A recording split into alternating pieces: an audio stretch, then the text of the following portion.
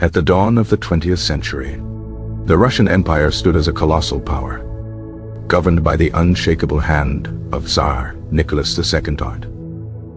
His rule was an autocracy, a system where the Tsar held absolute authority, believed to be ordained by God. Beneath the gilded surface of the aristocracy, the vast majority of Russia's population consisted of impoverished peasants. Many had been serfs until their emancipation in 1861, but they were now burdened by redemption payments for land they could barely cultivate. The stirrings of industrialization began to change the face of cities like St. Petersburg and Moscow. Workers flooded into urban centers, seeking employment in the burgeoning factories and mills. They faced grueling working conditions, with long hours, low wages, and hazardous environments. Overcrowded and unsanitary living conditions in the cities became the norm for this new industrial proletariat. Amidst this social turmoil, radical new ideas began to take root and spread. Marxist ideologies, promising a workers' paradise, found a receptive audience among the disenfranchised. Intellectuals and revolutionaries formed secret societies to plot the overthrow of the Tsarist regime. The Russo-Japanese War, which began in 1904, exposed the weakness and incompetence of the Tsarist military. A series of humiliating defeats at the hands of the Japanese sent shockwaves through Russian society. The war effort strained the economy, leading to food shortages and rising prices back home. On a fateful Sunday in January 1905, a peaceful procession of workers marched towards the Winter Palace in St.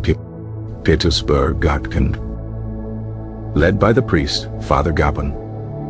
They intended to present a petition to the Tsar, pleading for better conditions. Imperial soldiers, ordered to block their path, opened fire on the unarmed crowd without warning. The snow-covered ground turned red with the blood of hundreds of innocent men, women, and children. This event, forever known as Bloody Sunday, shattered the centuries-old image of the Tsar as the benevolent little father of the people.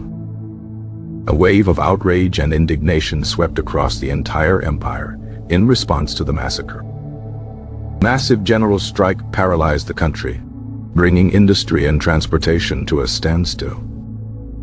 In the countryside, peasants rose up, seizing land and burning manor houses of the nobility.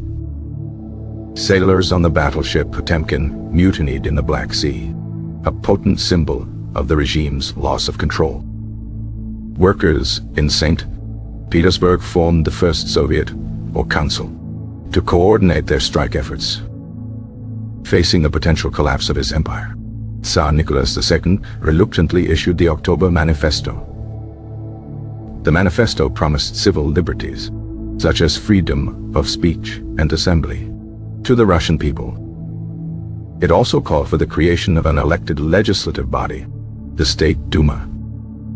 However, the Tsar retained veto power and the ability to dissolve the Duma at will, making the reforms largely superficial.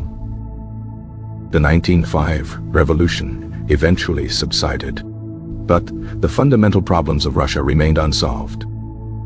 Prime Minister Pyotr Stolypin attempted agricultural reforms to create a class of wealthy peasant landowners. These reforms were too slow and were cut short by Stolypin's assassination in 1911. The court of the Tsar and Tsarina Alexandra fell under the sway of the enigmatic mystic, Grigory Rasputin. Rasputin's influence, particularly his ability to ease the suffering of the hemophiliac heir, Alexei, gave him immense power. His scandalous behavior and meddling in state affairs discredited the monarchy in the eyes of the public. In 1914, the assassination of Archduke Franz Ferdinand plunged Europe into the Great War. Russia, bound by alliances, mobilized its massive army to fight against Germany and Austria-Hungary. Initial patriotic fervor soon gave way to despair as the war dragged on. The Russian army, poorly equipped and badly led, suffered catastrophic losses on the Eastern Front. Tsar Nicholas II made the disastrous decision to take personal command of the army in 1915. This directly associated him with every military failure and defeat. Back home, the war effort crippled the already fragile economy. The transportation system collapsed, unable to supply both the front lines and the cities. Severe food and fuel shortages plagued urban centers, leading to widespread hunger and cold. Discontent grew to a fever pitch, and the people's patience with the government ran out. Rasputin was finally murdered by a group of conservative nobles in December 1916. But it was too late to save the monarchy. The breaking point came in February 1917, in the capital city of Petrograd, formerly St. Petersburg. On International Women's Day, thousands of women textile workers went on strike, demanding bread. Their protests quickly swelled as they were joined by other workers and discontented citizens. The Tsar, away at military headquarters, ordered the protests to be suppressed by force. Initially, some troops fired on the crowds, but soon, sympathy for the protesters took hold. Entire regiments of soldiers began to mutiny, refusing to fire on their own people. The soldiers shared their weapons with the workers, and the city fell into the hands of the revolution. Government buildings were seized, and symbols of Tsarist authority were torn down. Advised by his generals that he had lost all support, Tsar Nicholas II was forced to abdicate the throne. The abdication of his brother the next day brought an end to over 300 years of Romanov dynasty rule. A provisional government was formed by members of the Duma to manage the country. Simultaneously, the Petrograd Soviet of Workers and Soldiers Deputies was re-established, creating a situation of dual power. The provisional government, led initially by Prince Lvov, struggled to assert its authority. It made the critical decision to continue Russia's involvement in the devastating World War. This decision was deeply unpopular with the soldiers and the general population who craved peace. In April 1917, Vladimir Lenin, the exiled leader of the Bolshevik Party, returned to Russia. Germany had facilitated his return, hoping he would destabilize their Russian enemy. Upon his arrival, Lenin delivered his famous April thesis to a crowd of supporters. He called for peace, land and bread, and declared all power to the Soviets. Lenin argued against any cooperation with the bourgeois provisional government. Bolsheviks, though initially a minority faction, began to gain significant support with their radical message. Alexander Kerensky, a socialist member of both the government and the Soviet, became the new prime minister. In the summer, Kerensky launched a major military offensive against Austria-Hungary, hoping to rally the nation. The Kerensky offensive was a catastrophic failure, leading to mass desertions and further disillusionment. In August, the army's commander-in-chief, General Kornilov, attempted a military coup to crush the revolution. Fearing a right-wing dictatorship, Kerensky was forced to arm the Bolshevik Red Guards to help defend the city. The coup failed as railway workers sabotaged the Kornilov's troops refused to fight. The Kornilov affair completely discredited Kerensky and massively boosted the prestige and power of the Bolsheviks. By September, the Bolsheviks had won majorities in the Petrograd and Moscow Soviets. Lenin, from hiding, urged the Bolshevik Central Committee to seize power immediately. Leon Trotsky, chairman of the Petrograd Soviet, masterminded the practical details of the insurrection. On the night of October 24th, Bolshevik Red Guards began to systematically take control of key points in Petrograd. They faced little resistance, as the provisional government had almost no loyal troops left. The cruiser Aurora, its crew loyal to the Bolsheviks, sailed up the Nevo River and aimed its guns at the Winter Palace. A blank shot fired from the Aurora signaled the beginning of the assault on the palace. The Winter Palace, defended by only a small contingent of cadets and a women's battalion, was the last holdout of the government. Red Guards and revolutionary soldiers stormed the palace, meeting sporadic resistance. Inside, they moved through the lavish halls, searching for the remaining members of the provisional government.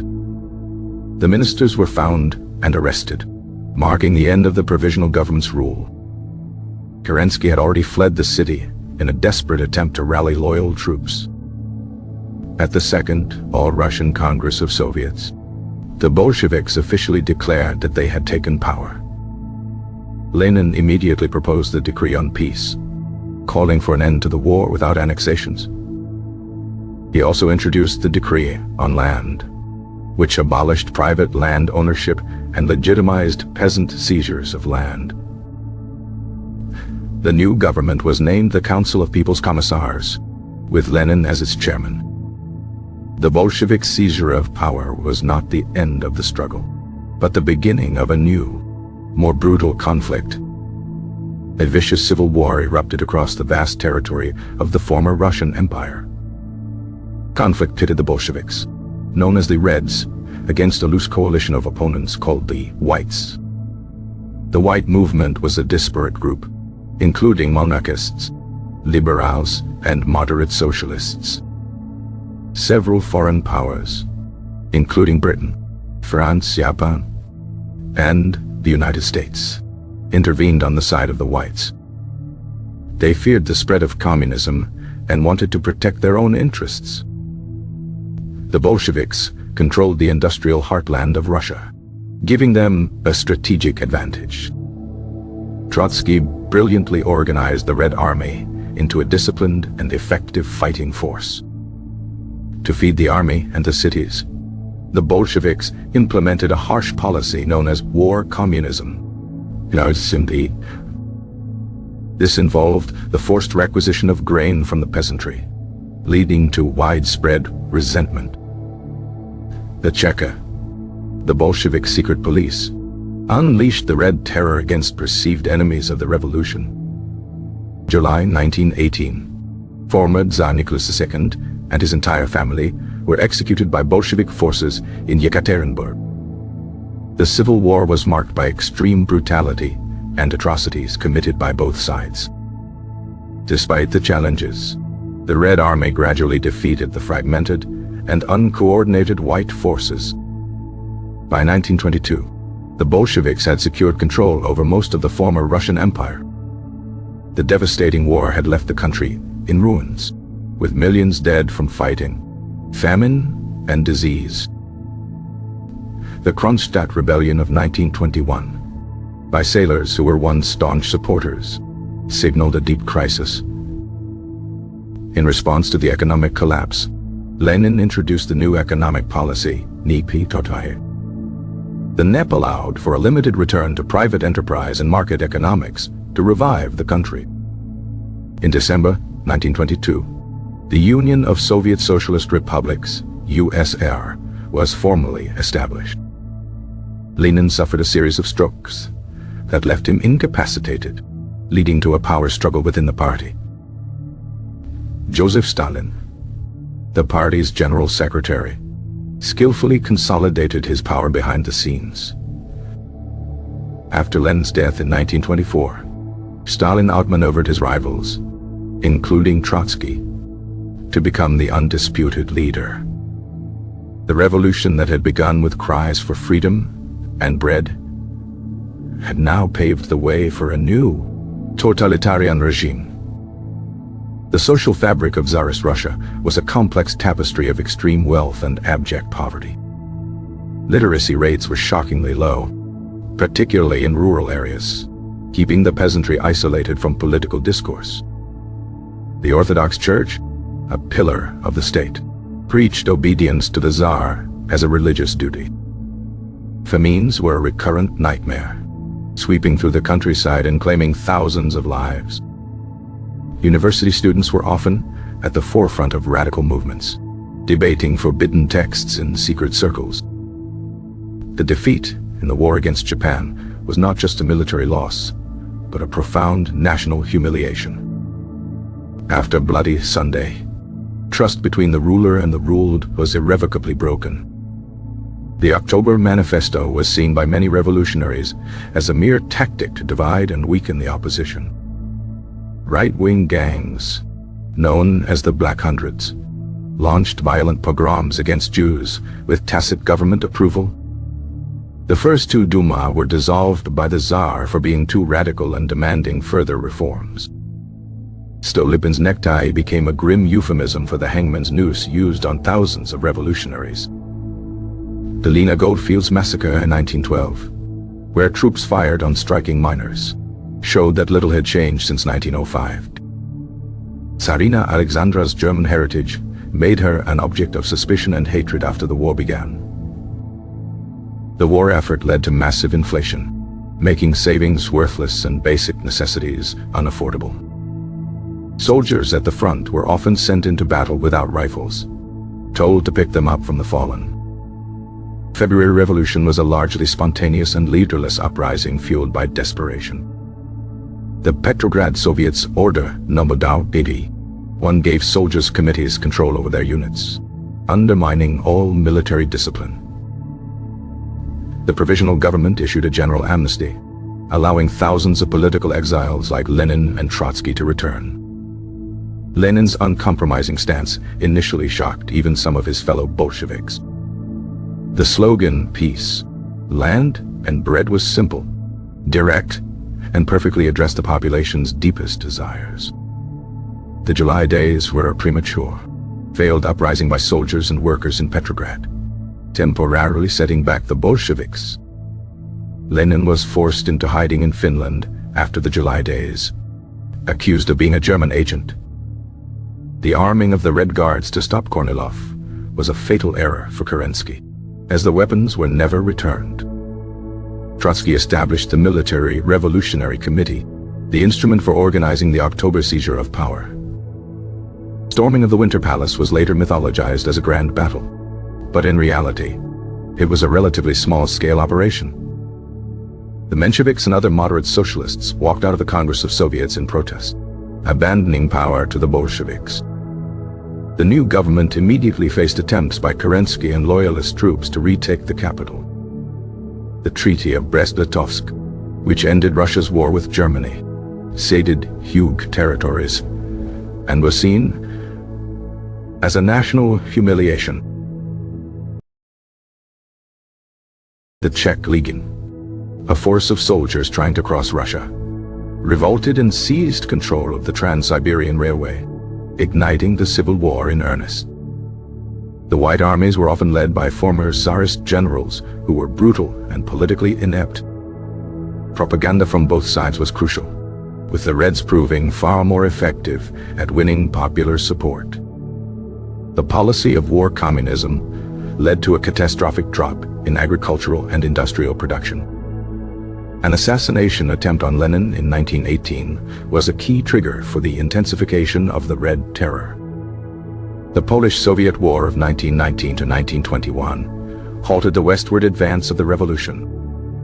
The famine of 1921 was so severe that the government was forced to accept international aid. The NEP was described by Lenin as one step backward, two steps forward for the revolution. His final testament, Lenin warned the party about Stalin's dangerous ambition and rudeness. Stalin used his position as general secretary to build a loyal bureaucracy that controlled the entire party apparatus. Trotsky was expelled from the party and eventually exiled from the Soviet Union, his legacy to be erased by Stalin. The Russian Revolution had concluded, transforming the world and setting the stage for the ideological conflicts of the 20th century.